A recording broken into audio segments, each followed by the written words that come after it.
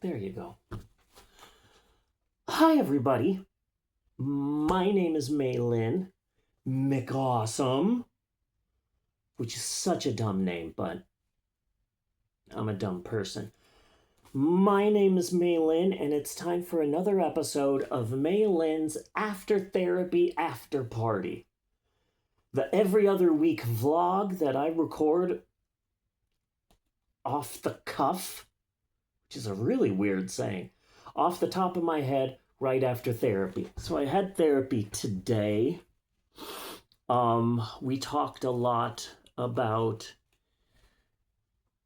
she said, how often do you feel confident about yourself versus how often do you hate yourself? And I said, honestly, 50-50. And so what we're working on is we're working on making those odds better and being more in control of yourself. I was kind of sort of raised. Oh, hi, cat. I was. Hey, I'll get more views if you want to come up here, cat. Nothing. Damn it. So yeah, we talked a lot about, because I have a horrible self-esteem. I absolutely hate myself. But yeah, so my wife works from home. She works from home from a wonderful company. Their office is in Oklahoma City, but they hire a lot of people. And the rule is if you live within 30 miles of the office, you have to come into the office. Other than that, you can work from home. And we're about, 36, 37 miles away from the office. So my wife gets to work from home. But 2 times a year, the company has a thing called homecoming, where they invite everyone to come into the office. And they make it fun, and they get catering and giveaways and stuff like that. So today, tomorrow, and Thursday, my wife is gone for most of the day. Right now, it's just me, 2 dogs, a bunch of cats that hate each other, and my 20-year-old who is currently sleeping and will probably stay asleep until about 6 p.m. So it's basically just me. And I have a lot of PTSD and a lot of trauma, and so there were times when the idea of me being home alone would make me shit myself. But now I'm excited. Did you hear that? It's the sound of silence. I don't get that a lot. So I'm spending the next couple of days just being chill. I am on an edible. Because I'm not driving anywhere. My wife went to the office with our only car. So the next thing I have to do is 4 hours away. And I just have to walk a block to pick up my kid from school. I'm living a pretty sweet life right now. I'm a stay-at-home mom, which is so difficult, but also so wonderful. Taking care of kids and feeding them and doing dishes. I hate doing dishes. Hate doing dishes. And I don't like using a washing machine because you really got to scrub it down and wash it before putting it in the washing machine. And then when it gets out, it's still a little bit soapy, so let me wash it some more. I feel like you do more dishwashing using a dishwasher than if you just washed the dishes. Did that make any sense? Or am I having a manic episode right now? I don't know. But hey, it's Lynn's After Therapy After Party. When I first started therapy, I was seeing her 1 to 2 times a week, because I was really bad in the beginning of 2022. And now look at me. This top isn't actually a top. It's lingerie from Temu. But I've decided, like yesterday, it was like 93 degrees, and that's not too hot. I'm from Phoenix. I was there when it hit like 121 degrees. I was outside at a water park when it was 121 degrees. Um, so what in the world was I saying? Oh, but there was like 93% humidity. That sucks. Arizona's a dry heat.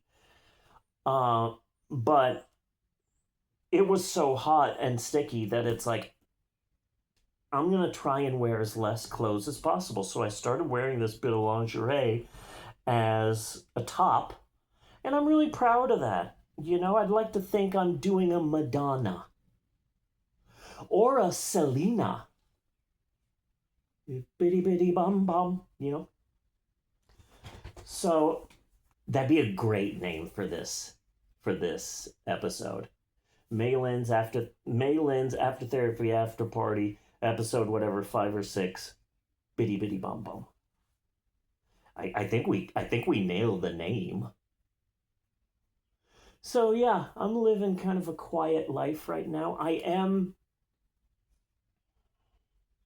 I've had a million different lives.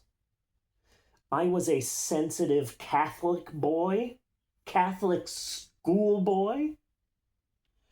I was a actor, community theater actor, bum, stoner, drinker. I created my own religion in 1996 and got worldwide press for that. I was in a Tom Cruise movie. I spent a lot of time in Mexico. I became a storyteller. I became a bookseller. I became a bookstore manager. I moved from Arizona to California. I moved from California to Oklahoma.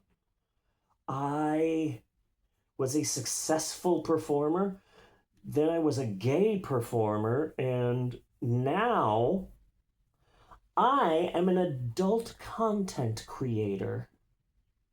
I have a Fansly, which is an adult subscription site. And I don't consider what I'm doing porn. I consider it high-class smut. I'm not Jenna Jamesoning. I'm not Jenna Jamesoning. I am Betty Paging. Most of it is classy smut. But I have gone harder recently. I've been doing a lot of collabs with a woman on Fansly, but that's beside the point. I'm Ooh, was that thunder?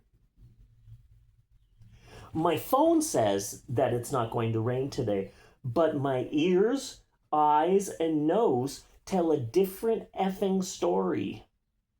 The weather app on my phone is weird because sometimes it'll be like, "Oh, welcome, Maylin. You want to know the weather? Well, today it's going to get as high as 69 degrees. It's currently 74 degrees." And it's like, but wait, let me go back.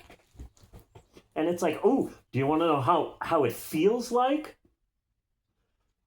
It feels the same. And it's like, that doesn't help me. How does that help me? So my weather app is real weird. So, what to talk about? My one of our cats went missing. At the end of February. And my wife, who is usually the emotional rock, the cornerstone of the house, I ended up holding her hand as she cried herself to sleep because that was her cat, her baby. And so that was surprising. And so we made posters. We put them on light posts. We worked really hard trying to find this cat, and we couldn't. And over a month passed, and we had had tornadoes, torrential rain, downpours, dangerously heavy winds, hail, and over a month had passed, and we couldn't find the cat. And then we were in the process of moving. So not only did we lose the cat, but we would be in a different house than where the cat remembered. So it my wife was distraught, my kids were upset. I wasn't upset, but I prayed for my wife because my wife just got really sad and depressed because of a cat. And so yeah, I prayed hard. I didn't pray for the cat to be found. I prayed for my wife to find the cat. Because when you're married to someone, you guys are partners. You guys are a team. My wife and I are like Fred and Barney, Rosencrantz and Guildenstern, Daffy Duck and Porky Pig. A team. A TM. And so I want to support her and want to be better. And it was over a month, almost a month and a half that the cat was missing, but we found it 2 weeks ago. And it was amazing. It was amazing. The cat had gotten, I believe, over a mile away and crossed a major street. So that was surprising. But yeah, we found the cat. Isn't that great? And I have a few gigs coming up. I haven't been performing. I've become sort of persona non grata. This will be the first year where I'm not participating in any of the major prides. And that's mind-blowing, you know. But I do have a gig, Ada, Oklahoma. They have booked me to perform at their pride, and I'll be performing throughout the day. It's going to be very exciting. And then rural Oklahoma Pride wants to come back to Oklahoma. Rural Oklahoma, the two founders of Rural Oklahoma Pride, who they are both my drag parents and family, and I love them. They moved to Memphis, Tennessee. Tennessee.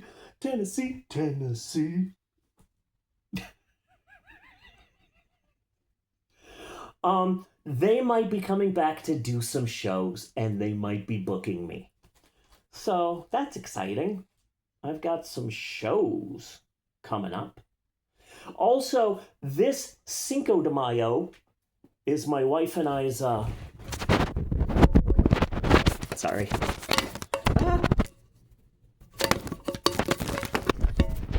Shit.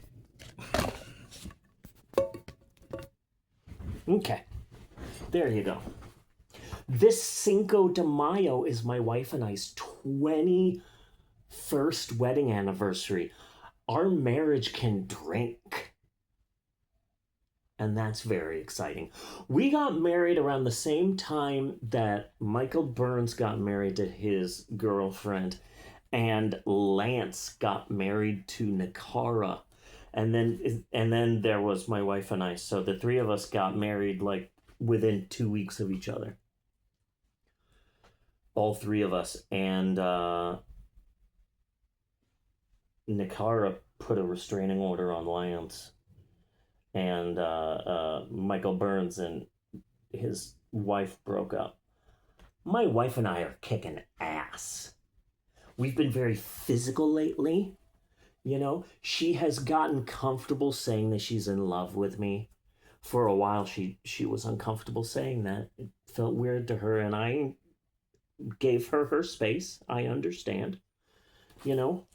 But I think what a lot of people don't realize when it comes to marriage is that you are getting your soul and you are sewing it to another person's soul. And you two are now connected by the heart and by the soul, by the heart, by the body, by the mind, and by the soul. You guys are now connected.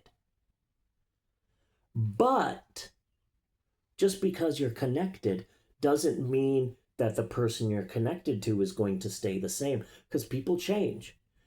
I used to be a sissy queer little Catholic boy. And now look at me. People change. At least they should. Healthy people change. And so what people don't realize is, I feel that a lot of people, when they get married, they say, okay, things are going to stay exactly as they are right now. But if you have, sewn your soul with another person's soul, you have to be in love with the person you married, and the person you married after that, and the person you married that gets older, and the person you married that is struggling with depression, and the person you married who starts working out and is confident about themselves. You have sewn your soul to one person, but that one person will be a number of different people. And my wife and I are sewn together. We have the exact same humor. A lot of times we'll say the same things. Now, it sounds like it's raining outside, but my phone said it's not going to happen. So what I'm hearing must be, hi. You need to go pick up Eleanor. She's running. Dang it. Okay. The end.